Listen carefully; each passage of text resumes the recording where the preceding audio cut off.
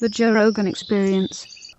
George, I think that you're probably like one of the most important figures when it comes to journalism and UFOs. And when you broke the Bob Lazar story, is that 89? When was that? 1989. 89.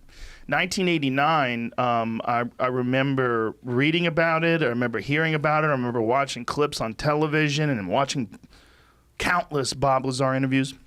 It all came out of you. I mean, did you think at that time, I mean, what was your thoughts about UFOs before you had met Bob Lazar, and how much did it change while you got to know him and hear his story? It changed quite a bit. I had not really given it much thought at all.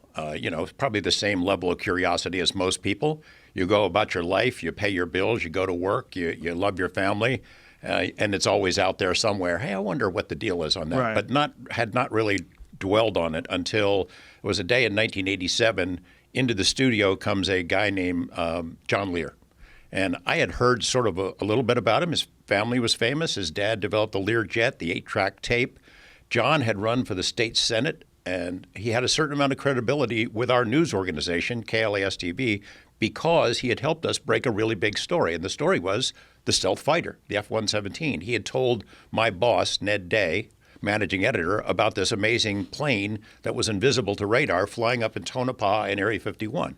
We had an interest in Area 51, not UFO related, but Ned broke that story. It went national. So John Lear comes into the station one day with a stack of what turned out to be UFO documents. He plops them on Ned's desk and says, Ned, this is going to be the next biggest story, the biggest story in history. It's a UFO cover-up. Aliens are here. Technology's been recovered. Ned takes a look at it and says, I'm not doing this story.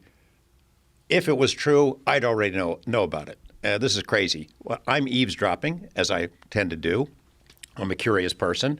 So as he's going out, I said, Lear, let me take a look at this material. And I looked at it. I thought, well, this is kind of interesting. At the time, I was producing and hosting this little public affairs show, 30-minute interview show. It would air Sunday morning at 6 o'clock. Nobody watches it. It would be interviewing a city councilman, a county commissioner. What the heck? I'll put Lear on there. And I let him go. And he told me this big scenario about secret treaties with aliens and recovered technology and a giant cover-up. Some of the information sounded outrageous. Some of it seemed like it would be worth checking out. Suddenly, the phone starts ringing off the hook. I'm getting calls about people that, who was that guy? What was the deal on that UFO stuff? Is it real? I had him on again. 6 months later, the response was bigger. I had him on a third time with a guy named Bill Cooper.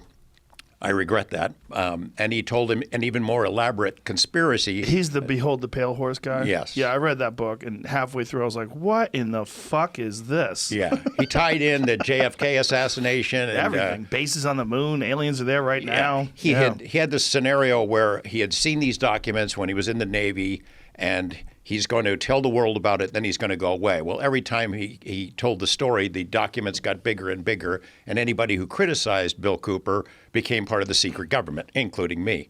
So we do this third show with Lear, and he hints that he knows a guy who might be going to work out at Area 51 and knows something about alien technology. That guy turns out to be Bob Lazar, but Lear didn't give me the name at that time. A couple months later, I am anchoring the 5 o'clock news on KLAS, and we have a nightly or evening interview segment, 5-minute segment, live interview. Our guest doesn't show up, and we're scrambling to find somebody to fill that hole. And I thought about Lear. So I called him up, not knowing what had been going on in Lazar's life or Lear's life. And I said, hey, is your that UFO guy you told me about, is he around? Would he do an interview? Just turned out that Bob had been through the ringer. A lot of stuff going on in his life. He felt threatened. And he said yes. We had to black out his face. We do this interview, and he spills the basics of the story. I worked out there at a place called S4. I saw 9 flying saucers in an underground base. This is technology that came from somewhere else. I'm in fear for my life. Holy cow, the phones start ringing off the hook. My news director comes rushing in, the station manager. Is that for real? What's the deal on that? And we realized we had touched the pulse of the public in a way that I didn't really understand. We arranged to go meet Bob Lazar, my news director, Bob Stodall, and I, that following weekend, and put him through a paces where we would ask him questions about his background and how he got the job. And we spent a couple hours with him, and we walked out of that meeting thinking, holy shit, what if this is true?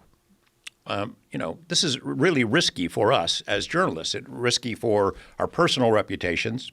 if it blows up in our faces and we do this story, and it would really damage the reputation of our news organization, which is KLAS is a jewel. It's always been a leader in Las Vegas, one of the best TV news operations in the country. We're putting a lot on the line. Well, look, we decide, let's take our time. Let's look into this guy's story. And then in order to understand Lazar, we'd have to look at the bigger picture of UFOs. So I started a cram course on ufology, and I read everything. And I spent 8 months like cramming for a final exam that never happened. I read everything. I interviewed people. That same year, MUFON had its international symposium in Las Vegas, and there all the world's UFO people came right to me. I got to interview them, traveled around, went to Los Alamos. Lazar took us into the lab. We took cameras in there. He walked us around, waving to people. We didn't even have to stop for security.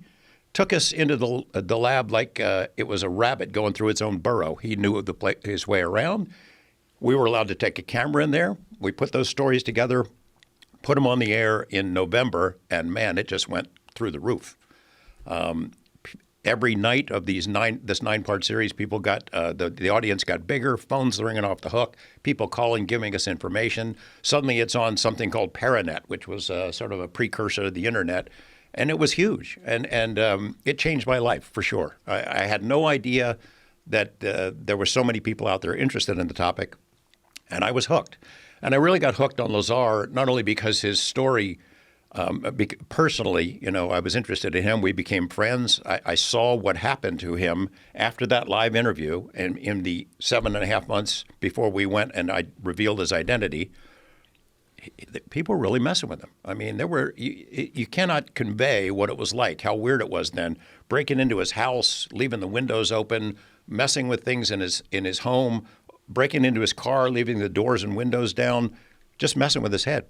And you think that was the government that was doing that? Yeah, I do. I think so. And then, so I had put out a call to people, hey, I want other people to come forward. This was before his identity was revealed. Yeah, we should explain this. I am actively seeking information from the public. If you ever worked at Area 51 or S4, you know anything about this, you're at Nellis Air Force Base, reach out to me. So I started getting calls, and 6 people right in a row who had talked to me on the phone and offered to give me information were visited right after the call. One of them was a guy who did tax returns for people at Nellis Air Force Base, and he had got to know these guys really well and got information about crashes.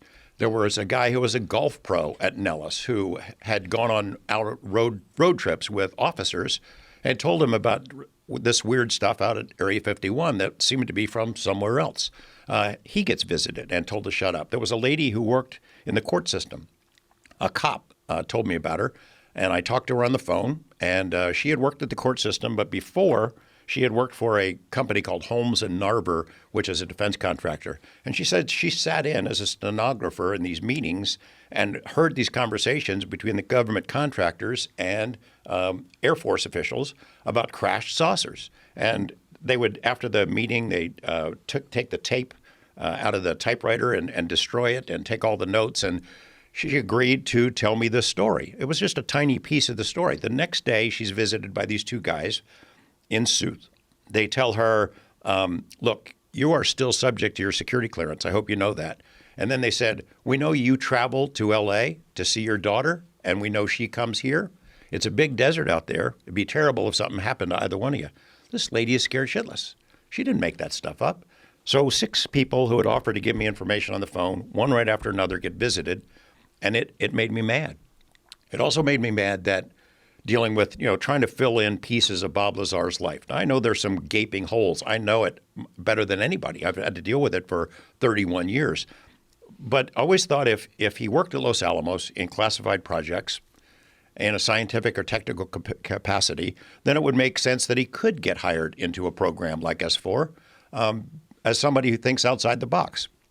Despite personal shortcomings or whatever, they might bring somebody like him in to help them crack a problem that they hadn't been able to resolve themselves. So I focused on Los Alamos. I knew he had been there. I talked to people who remembered him from being there, but the lab kept telling me, no record of him. He's never here. And then I showed him, well, look, I've got the Los Alamos newspaper. It's a small town paper. There it is on the front page, a front page story. Bob Lazar, physicist, Mason facility, Los Alamos lab. It's a story about his jet car. Nope, still have no records of him. And then I found his name in the phone book from the era when he was there. He's in the lab phone book.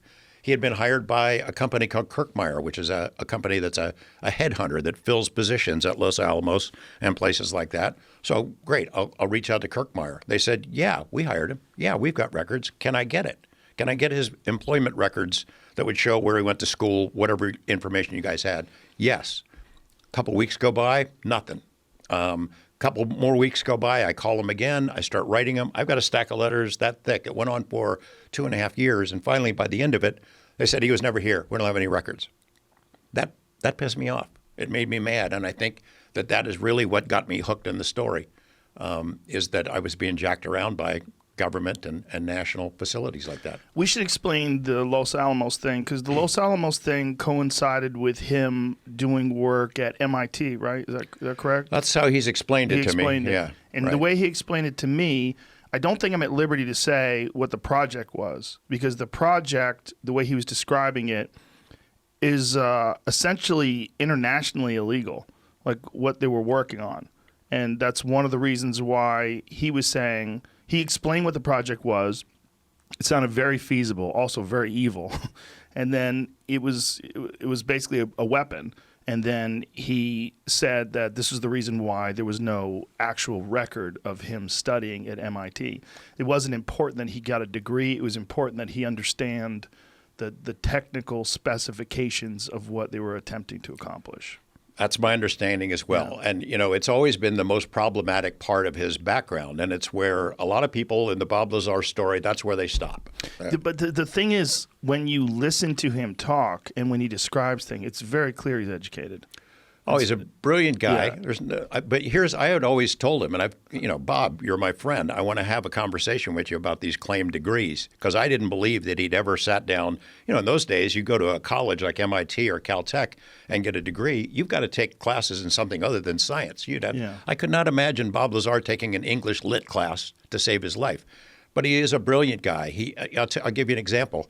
In April, COVID thing is raging. My wife and I are staying at home. We're getting packages delivered for food and things of that sort. I'm a little worried. They didn't know about contact, whether you can get it off of cardboard boxes or whatever. And I mentioned to Bob in a phone conversation, I'm thinking about buying one of these UV screener systems. He goes, wait a second, don't buy one. I think I've got the parts that I can make you one in my garage. And a week later, it arrives. This thing, he's got it in his garage, handmade, this big scanner with these UV things that works. He just whipped it up in his garage. I'll remind you, you got the scanner. I got a laser gun. Right. You got a laser gun? I did, man. It is super powerful. So it's like a handheld toy that he retrofitted with a superpower. So I'm like lighting shit on fire in my house. So it looks like a handheld toy, but it's actually a real laser? It's a toy with full noise, but he put a diode in there, and it's super powerful. Like it can light shit on fire. My wife hates that shit. So I got the laser gun. You also got the flamethrower, though. Lazar made a flamethrower. This is before your buddy Elon made flamethrowers. No comment on that. Yeah, well, it's a massive he made one. He made a flamethrower. Massive. Yeah, he's obviously a very intelligent man. Yeah. When you listen to him talk, there's no bullshitting going on. When he talks about talks about undeniable, concrete things, when it comes to science, when it comes to elements, when it comes to propulsion systems, he clearly knows what he's talking about. And the really confusing thing for people that are detractors is he really hasn't changed his story in 31 years. It really is the same story. And that's really hard to do.